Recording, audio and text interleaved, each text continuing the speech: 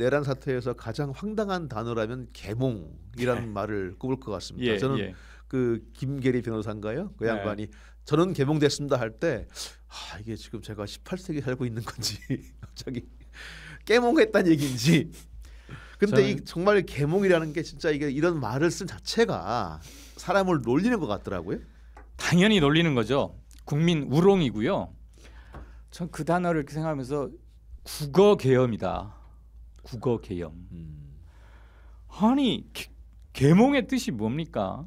조금 생각이 짧고 모자란 사람을 깨워 일깨워서 그렇죠. 뭐 어떻게 함 이런 건데 미몽에서 깨어나게 함이라는 뜻인데 저는 이게 왜 언어 계엄이자 국민 우롱이라고 생각하냐면 국회에 군이 투입됐다는 것만으로 아까도 조금 나왔지만 한마디 더 보탤 것도 뺄 것도 필요 없이 팩트는 딱 나와 있었어요.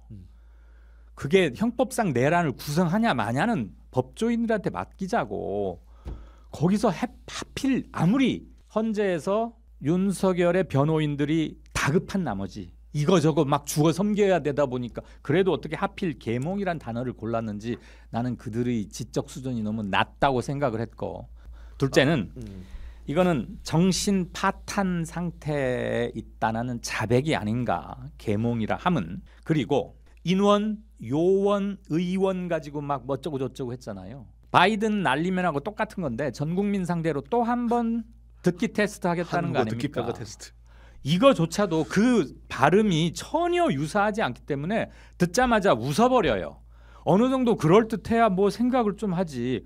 전혀 고민할 필요조차 없이 일거에 피식하고 끝내버릴 만한 건데 오죽 다급하면 그런 걸 갖다 쓰냐 이 말이에요. 계몽을 말한 아까 김계리 변호사, 윤석열 피고인, 그다음에 뭐 송진웅과 누구 있었잖아요. 윤 변호인들한테 나 묻고 싶어. 당신들 집에서도 그런 말 그렇게 쓰느냐? 그때 계몽이란 말을 쓰느냐? 근데 이 계몽이란 말이 그들이 처음 한 건 아니라고 하더라고요. 누가 했어요? 그러니까 극우 유튜브에서 나온 말이라고 하더라고요. 그걸 그럼 갖다 차용했다 썼단 말이니까. 그러면 지적 수준이 내가 생각했던 것보다 더 떨어지네. 어떻게 베낄 데가 없어서 극우 유튜버에서 그냥 별 생각 없이 했던 말을 갖다 쓰냐고요. 뭐 아무런 발음의 유사성조차도 없잖아. 내가 개사과네 개사과. 내가 볼 때 계몽이란 말은 자해적 망발이에요. 그렇죠. 그리고 맞습니다. 해서 사람들 화와 어이없음과 한심함에 불만 더 확 싸질러 가지고 정말 대책이 없는 선수들이구나. 쟤들은 안 되겠다라는 생각을 더 강화시킨 말이지. 계몽을 듣고 그 자리에서 누가 그럴 수도 있을까라고 누가 생각을 했을까? 그러니까 제가 참 지금도 의아스러운 거는 저희가 지켜보고 봤음에도 불구하고 저 진짜 한심한 인간들, 저 골 때리는 인간들, 저런 것들이 어떻게 대한민국을 이끌었다 얘기할 수 있는가? 근데 그걸 보고도 여전히 자기의 생각을 바꾸지 않고 이를테면 정규재 주필이나 조갑재 같은 경우는 아주 철저히 비판하잖아요. 근데 대체 이게 이 괴리가 왜 생기는 건지. 세뇌돼 버리면 어떻게 할 수 없는 거 아닙니까? 세뇌됐다. 일반적 상식을 조금이라도 유지하고 있으면 전광훈이류가 뭐 떠드는 말, 그다음에 나 그거는 10초도 잘 못 보겠던데 유튜브 이런 것들 하다못해 계몽 이런 말, 인원, 요원, 의원 이 등등의 것들이 그냥 평균적 사람의 평균적 상식 체계 안에서도 들어가지조차 못할 것들이잖아요. 그런데 그것들을 하고 있다는 거. 그것도 더 황당한 게 그 변호인석에 앉아 있는 사람들 다 뭐 시험도 잘 보고 이른바 옛날 어른들 말로 고시 파스한 공부로는 한 따까리씩 했다는 사람들 아닙니까? 출중한 사람들이죠. 그래 출중하겠죠. 나는 그 출중의 방향이 이제 바뀌었어. 헌재 때 그 사람들 하는 걸 보고 보통 생각하는 출중이 아니야. 전혀 엉뚱한 중우 쪽으로 출중한 것 같아. 어떻게 극우 유튜버들이 흥분해가지고 그냥 막 주워 삼긴 말해서 따오냐고. 그거에 열심히 탐독했던 윤석열도 마찬가지고. 부정선거론의 현혹이 될 정도면 자기 고유의 사고 체계가 없다고 봐야죠. 그러니까 조갑재 씨가 그렇게 물어봤잖아요. 아니 고급 정보를 다 가진 대통령이 뭐 국정원 무슨 정보사 다 가진 대통령이 왜 생계형 유튜브만 믿고 있느냐 보고 있느냐. 근데 전 지금도 그게 이해가 안 되거든요. 이게 아마 사람 심리에 이런 게 있어. 이거 추측입니다. 너 잘해, 네 말이 맞아라는 쪽에 사람들은 일단 솔깃하기 쉬워요. 그렇긴 하죠.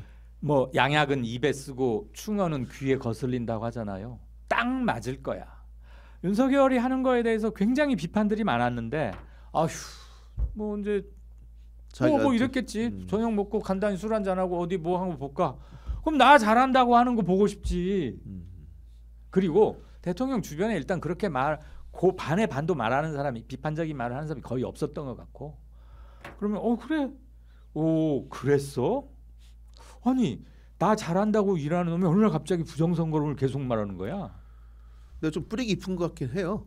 그 윤석열 대통령의 어떤 불신이 어떤 선거에 대한 불신 같은 경우는 아주 옛날에 그 이른바 음모론 처음 나왔을 때 그때부터 이른바 수계 표론을 믿었다고 하더라고요. 그 말을 좀 했었고 소쿠리 투표라고 왜 한번 기억나요?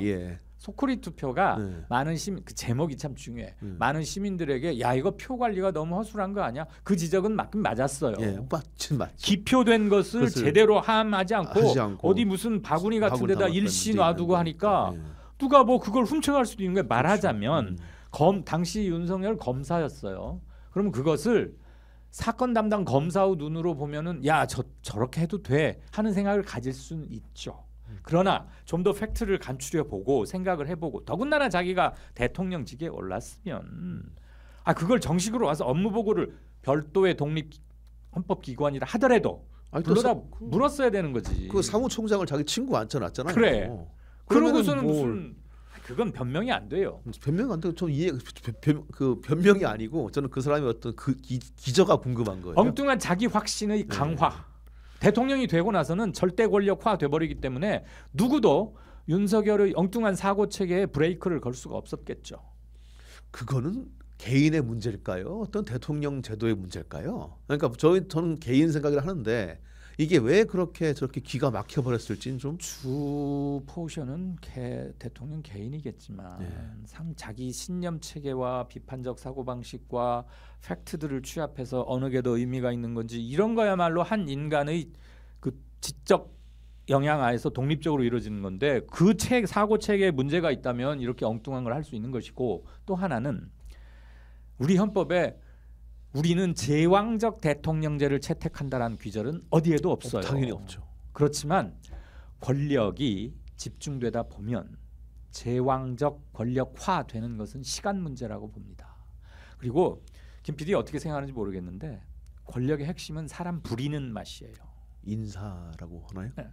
그 인사도 있고 내가 뭔가 얘기를 하면 알아서 기는 놈들은 훨씬 크게 반응을 해. 그래서 저 양반이 저 생각을 하고 있는 모양이다. 그럼 내가 한두 걸음 더 일찍 가서 저 사람 입맛에 맞게 뭘 이렇게 해다 주면 좋아하시겠구나. 그거 싫어할 사람 없거든. 그렇죠. 그게 몇 번 되다 보면은 시키는 사람은 그게 당연한 자연스러워져. 것으로 된단 말이야. 자연스러워져. 그래서 다른 놈이 그렇게 못하면 야 너는 왜 쟤처럼 못해? 이거 무능한 놈이네. 이렇게 되거든. 즉 역치라는 거 있잖아요.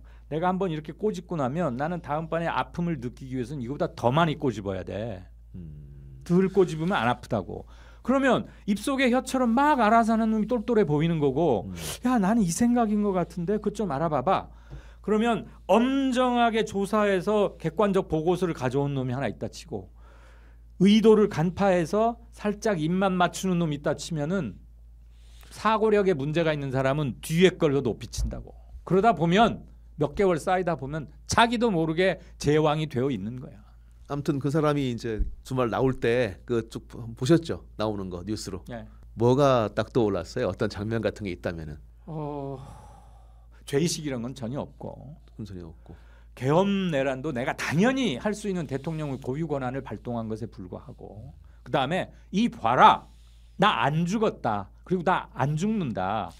얘들이 허술하게 나를 잡으려다가 된통 당하고 있는 것을 만천하에 봐라. 그날 주먹 쥐고 인사하는 거 나와 있는 지지자들에게만 한 게 아니고 전 국민 그다음에 그가 파면되기를 바라는 사람들에게도 타분히 보여줘. 쇼맨십이 굉장히 강합니다. 저는 오맨 느낌이었어요. 그러니까 무슨 공포 영화에서 오맨. 악마가 죽은 다음에 갑자기 눈을 팍 뜨는 느낌? 그러니까 저거 죽었다 했는데 갑자기 살아난 느낌? 그러니까 저는 되게 그래서 공포스러웠고 일단은 저 사람이 아까 우리가 얘기 나눈 바 저렇게 이른바 거짓말을 하고 억지를 부리고 진짜 사람 우습게 알고 그런 말들을 하는 사람이 저렇게 갇혔다가 의기양양 나온 걸 보니까 그러니까 뭐 옛날로 치면 진짜 우리 역사로 치면은 뭐 반민특위 느낌? 그러니까 당연히 해야 되는데 이게 와르르 무너지고 갑자기 당연히 죽어야지 하는 사람들이 갑자기 팩 올라오는 그런 반민특위 느낌들? 혹시 내 페이스북 봤어요? 예, 그거 예, 말씀드리는 나는 거예요. 그때 예. 반민특위가 해체되는 듯한 그 장면과 이렇게 기시감, 오버랩 뭐 그런 그렇죠. 느낌을 받았었고 사실- 제가 하나 느낀 게 우리 김 PD가 생각보다 연식이 예. 오맨이라는 영화를 알 정도 저 굉장히 70년 오래된 개띠예요. 영화거든. 저 70년 개띠라니까요. 젊어 보이니까 하는 얘기야. 아니 또 토요일 영화에 나왔지. 그래. 그 두 가지를 느꼈어요. 현혹돼서는 안 된다. 그다음에 인간의 선의를 우리가 선할 것이다. 네. 그리고 아마 상식이 충분할 것이고 제대로 잘할 것이다라고 믿어서 쉽게 믿어서는 안 안 되겠다. 된다. 동의합니다. 우리가 윤석열 검사 나는 사람에 충성하지 않습니다. 그때 멋있었어요. 몇년 전 그때 멋있었어요. 굉장히 많이 열광했지요. 예. 그리고 이른바 범진보에서도 윤석열을 진짜 검사라 그랬고 그가 조국 건으로 되기 전까지는 많은 신망을 받았던 것도 사실이고 몇몇 건은 수사를 잘했던 것도 사실이자고요. 인정할 건 인정하되 그때의 이미지가 너무 강해서 설마 저 사람이 지금 이렇게까지 변했으리라고 또는 본판이 이랬나 생각이 안 미치잖아. 그러니까 사람이 그릇이란 게 있는 건데, 그러니까 윤석열은 검사로는 몰라도 그 이상 가면 안 될 사람이었는데 오케이. 네. 픽업을 한 거고. 예. 세계 역사 그런 건 되게 많더라고요. 그래서 저는 윤석열 때문에 사람을 보는 눈이 꽤 많이 바뀌었고요. 돌다리는 수십 번 두드려봐야 되고 모든 사람에 대해서 선해 보이거나 옳다고 여겨지는 사람에 대해서도 다시 그가 예전에 했던 발언이나 이런 것들 꼼꼼히 따져보고 경우의 수도 좀 더 봐야 되는 거 아닌가. 특히 그가 큰 권한과 책임을 가질 가능성이 높은 사람일수록 지긋지긋하게 이른바 검증을 해야 되겠죠. 네. 질문을 해야 되고. 사실 그런데 네. 그거는 아무리 강조해도 지나치지 않고 검증을 많이 하는 것은 저는 권장해야 된다고 봅니다. 그 질문을 싫어하면 안 되고요. 그럼요. 이것을 아니 나를 뭘로 보고 또는 나의 권위에 대해서 도전하는 거 아니야? 나를 평소에 어떻게 보았길래 감히 저 따위 질문을 하는 왜 거야? 내가 듣기 싫은 말을 해? 그렇지. 왜 내가 듣기 싫은 질문을 왜 하는 건데? 그게 권력화 되어 가는 거라니까. 그게 절대 제왕적 권력으로 가는 첫 단추예요. 근데 그러니까 질문을 많이 해야 되고 네. 기본적으로 언론의 역할은 질문한 역할인데 오케이. 그 질문이 막히면 안 되는 거겠죠. 네. 그 말을 딱 하고 끝내십시다. 묻고 또 물어라. 귀찮아하고 짜증내고 싫어하는 것을 계속 물어라. 그리고 대답하라. 네, 대답하라.